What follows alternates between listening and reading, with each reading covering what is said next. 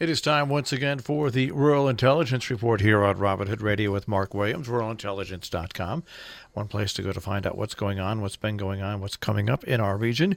And it's going to get warmer and stay warmer eventually. So, hey, this list is warming up, Mark. Yeah. The list is ready for spring, if not everything else is. But we'll keep you warm. All right. Let's start off in Hudson, New York today. And that is sometimes, sometimes it's difficult to find a concert on a Tuesday night. And I spotted this, and it looks a really good little concert at the Half Moon Pub on Tuesday, April the 9th.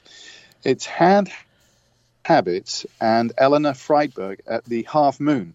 It starts at 8 o'clock. Hand Habits is a project from Meg Duffy. She's an LA singer and a guitarist who's joining her from upstate New York. And he's played with the Ways Blood, Mega Blog, Kevin Morby, so a good pedigree there. And then Eleanor Friedberg is best known as one of the half of the indie rock duo Fiery Furnaces as well.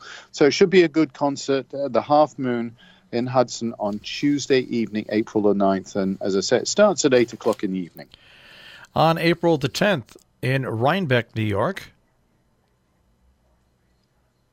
Yeah, Oblong Books and Music are hosting a great little event, and it's all about celebrating, well, it's a love letter to books and bookstores in the form of a cartoon book. It's Bob Eckstein and his friends have published the ultimate cartoon book of book cartoons. And a lot of us will have seen Bob Eckstein's work because he's an award-winning illustrator.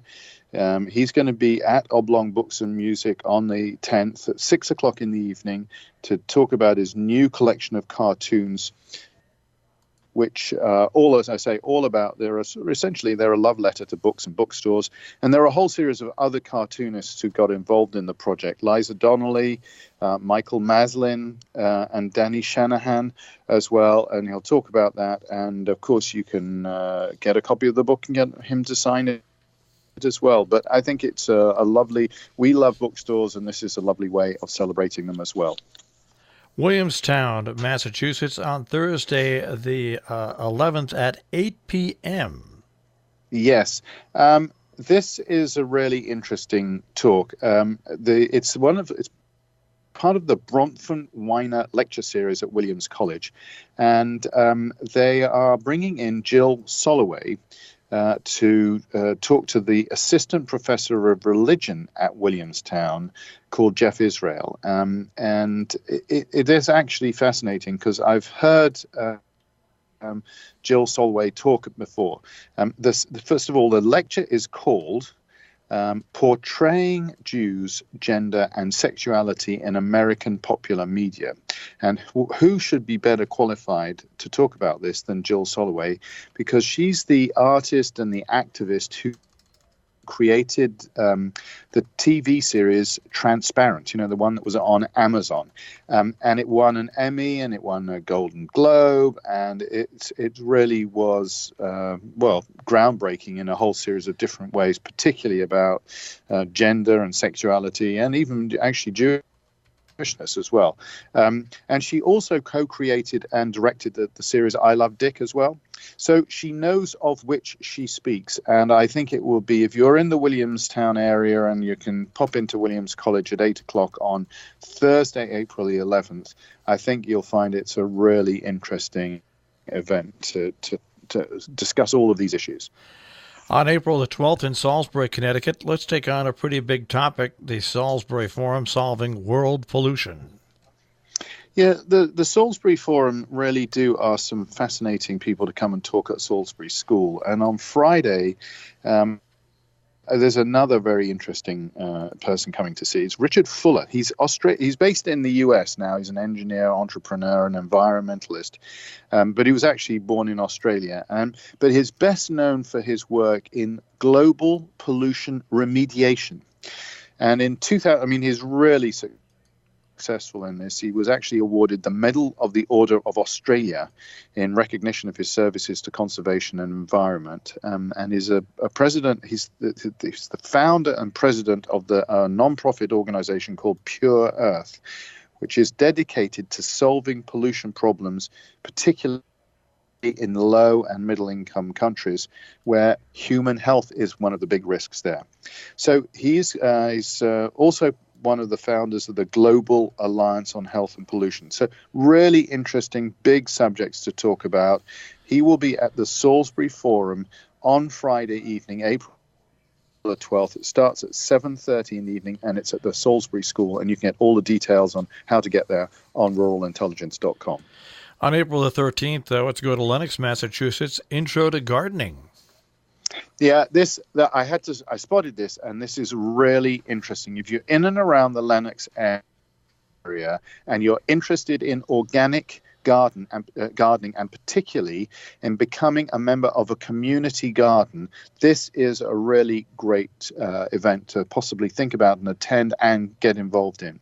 So it's on Saturday morning at the Pleasant Valley Wildlife Sanctuary. It starts at 10:30 in the morning, and they're starting it as an intro to gardening organically and community gardens registration. And it's all, Mass Audubon is inviting local residents to join the Canoe Meadows Community Garden and grow vegetables in what I think must be one of the most scenic community gardens in the Berkshires. Now, obviously, this is all organic, and they're asking that all the new garden members must register for this free introduction to gardening organically workshop, so that you can really participate in this community garden and get the best out of it, and also make sure that it's all absolutely pure and pristine and organic. So it sounds like a lovely event. Instructors will share the benefits of organic gardening as well, and how you can best incorporate it in your gardening approach anyway. So it's you'll have to check out the full details on their website. It's the Pleasant Valley Wildlife Sanctuary in Lenox there on Saturday, April the 13th, starts at 10:30 in the morning. This next event we talk about every year, it's going on in Copake, New York on the 13th, the 28th Annual Bicycle and Automobilia Auction.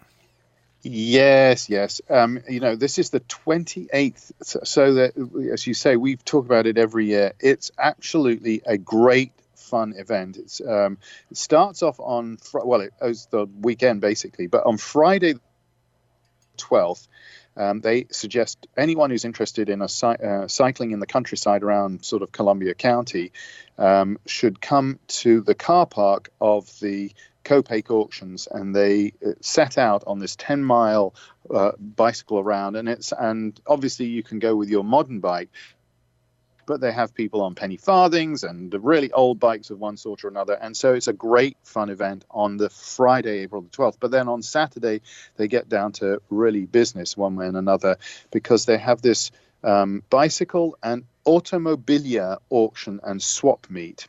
So for sale will be bicycles, automobile and transport related memorabilia. There will be collectibles, signs, art, posters, parts, accessories, ephemera, all sorts of things like that. The website has all of the dates and times, and you will actually probably need to go on to have a look at all the items that are for sale. There's a penny farthings are for sale, and there's an amazing looking wooden bike that was made in 1898 called a Chilean wooden frame bicycle. So it really is an amazing event. I'm not surprised. They've really built their reputation around this Copake auctions, and it's fun just going along and looking at and watching all the action. So that's at Copake auctions.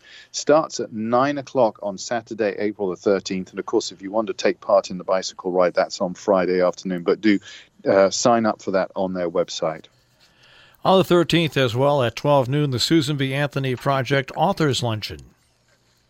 Yeah, the Susan B. Anthony Project is a really wonderful project. It promotes safety and healing and growth for survivors of domestic and sexual abuse, and it really advocates for women and the autonomy of women and the end to sort of violence against women as well. So it's a really good cause. And on at the Fairview Farm Golf Course in Harwinton on Saturday, April the 13th at 12 o'clock, they're having this sort of authors luncheon with Susan Campbell, Fran Hauser, and Jacqueline Smith, and they'll all be there talking about their books, talking about their careers, and they will be available afterwards for book signings. And so you can have a luncheon, you can support this wonderful project, and also you can meet your favorite author as well. So as I say, 12 o'clock Saturday, April the 13th at the Fairview Farm Golf Course.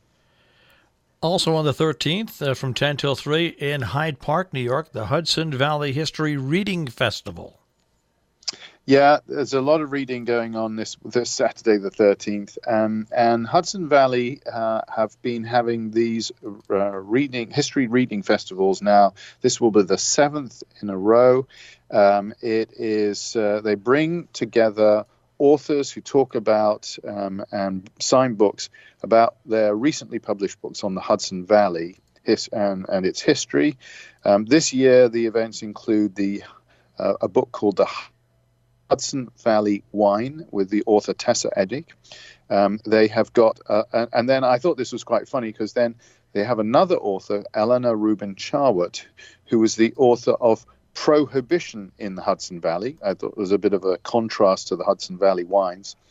She's going to be talking, but there's also some authors of the Hudson River State Hospital.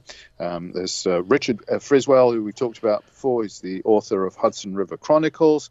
So there's a whole lot of people. It's all to support the Reading Fest, Hudson Valley History Reading Festival.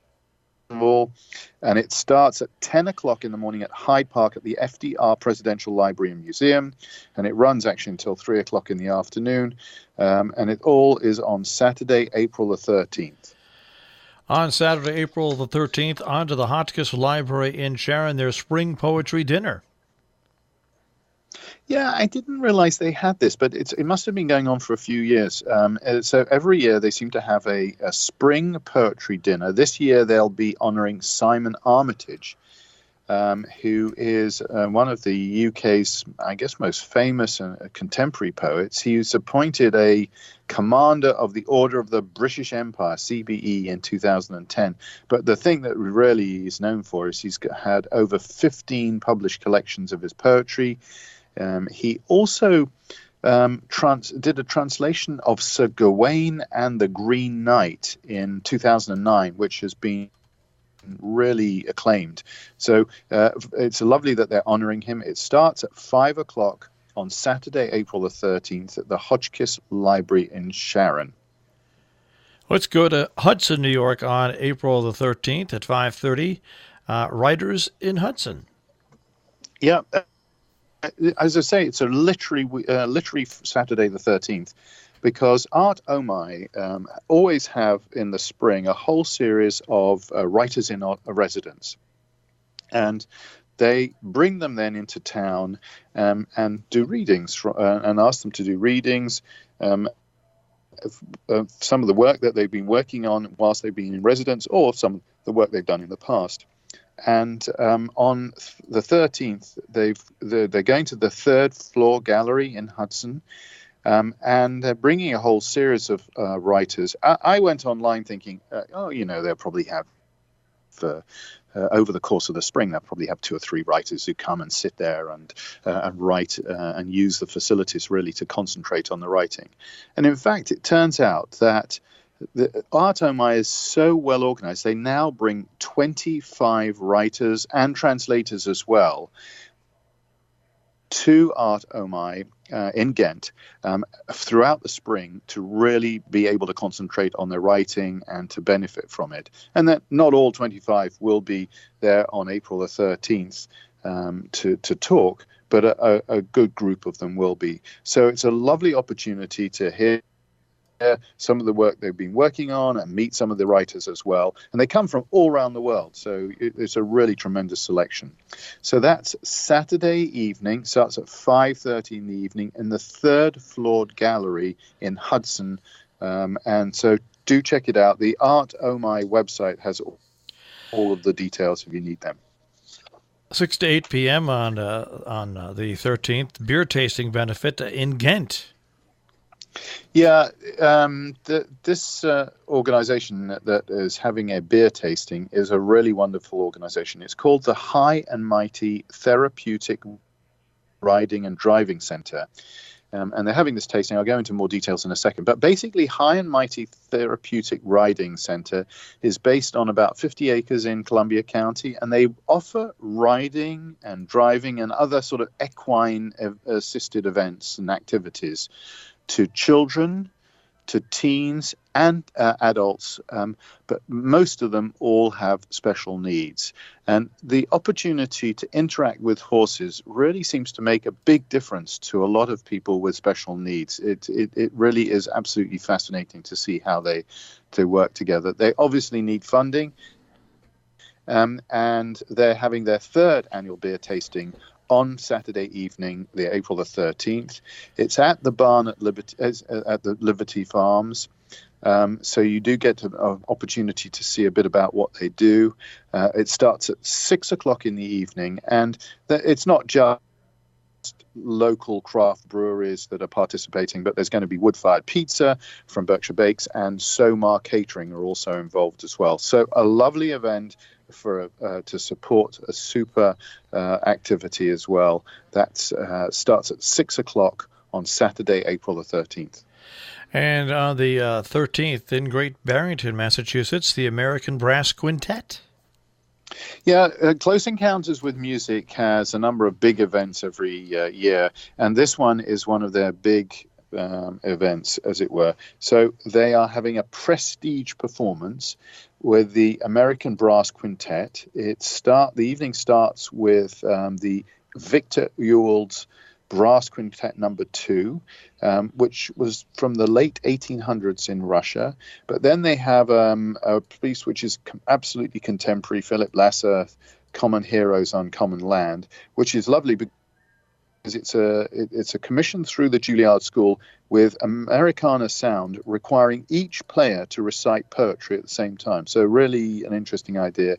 Then they have Three Fantasies in Church Modes by Thomas Salzer, which is a sort of a piece that dates back to the 15th century. And the night ends with Eric Wazen's Engaging Frostfire. So that's all at the Mahawi on Saturday, April the 13th in Great Barrington at 6 o'clock in the evening. Tivoli, New York will be our next destination. Yeah, Ziv Dance is going to be at the Cat's Barn. And a lot of people may have come across them before, because in 2016 they were at the Pillow, and then they were also the Lumberyard around the same time as well. But this time they're at the Cat's Barn, and the whole idea is that the artistic director Ziv Gottheimers is producing this really contemporary dance works, and they're all designed to sort of draw the viewers in and yet challenge the audience to think. So it's really a lovely idea. They're presenting 2 works this time around, Bear's Ears and Detour. As I say, it starts at 7:30 at Cat's Barn in Tivoli on Saturday, April the 13th. And again, all the details are on Rural Intelligence, so you can click through from Rural Intelligence. We move on from Tivoli to Spencertown, New York. Yeah, Spencertown Academy of Art Center has really got its act together in the last few years, and they are having this Roots and Shoots concert series at the moment. And what they're doing is on Saturday the 13th, they've got some swing dancing with the Luster Kings, and they're starting off with lessons on swing dancing at 7 o'clock in the evening with Jason Fenton, and then the actual concert starts where you can rock to it, and the Luster Kings themselves start playing at 8 o'clock in the evening, and you'll be able to dance. And the nice thing is that these swing dance sessions are really popping up all around our region. We've talked about this a lot in recent weeks, so it's becoming a really fashionable and fun thing to do. And on Saturday night, you can get out and have some fun. So that's Saturday, April the 13th at the Spencertown Academy Arts Centre in Spencertown. And if you want to go to the lessons, they start at 7 o'clock in the evening. On the 14th, let's go to Hudson, New York at noon for the Green Energy Fair. Yeah, Basilica Hudson obviously does push the boundaries on a whole series of things, but does a tremendous amount for the community. And they really feel very worried about the energy situation in this area and the environment. And they've put together this marketplace of energy leaders and leading companies and environmental advocates for a whole afternoon of presentations. And they're bringing in community leaders as well. And the whole idea is that local people can go along to Basilica Hudson, listen to these presentations, make decisions about how they want their house and their energy to be what energy they want to do, how they want to go forward. And they really learn about how to deal with the climate and energy crisis and all those type of things. Now, it's all free. The whole idea is it's going to be an annual program. It's a very practical series of solutions as well. And it starts at 12 o'clock midday, Sunday, April the 14th at Basilica Hudson in Hudson. And it will run till about 5 o'clock. So check out their website for all of the details of who will be there and when. But it starts at 12 o'clock on Sunday, April the 14th. Also on the 14th in Kinderhook, Concerts in the Village. Yeah, a couple of lovely concerts on Sunday afternoon. As you say, Concerts in the Village is the Brahms Requiem, the Eine Deutsche Requiem of Johannes Brahms. That's at the Kinderhook Reformed Church. Starts at 3 o'clock in the afternoon. They're bringing in the Broad Street Chorale and Orchestra, and the soloists will be soprano Heather Green, and the baritone is Richard Byrne. So that starts at 3 o'clock at the Kinderhook Reformed Church in Kinderhook on Sunday the 14th. We will wrap things up in Great Barrington with Chick Corea Trio coming to the Mehewi. Yep, big band coming there. Chick Corea, I guess he must have been doing this for years and years. He's really popular. He knows so many different forms of music, one way and another. He started playing with Miles Davis in the 1960s and early 1970s. Anyway, he's bringing in his trio. It should be a great fun concert at the Mehewi on Sunday, April the 14th at 7 o'clock in the evening. And that will wrap up, once again, a very busy Rural Intelligence Report. Mark, we'll speak to you next week. Lovely. I look forward to it, Marshall.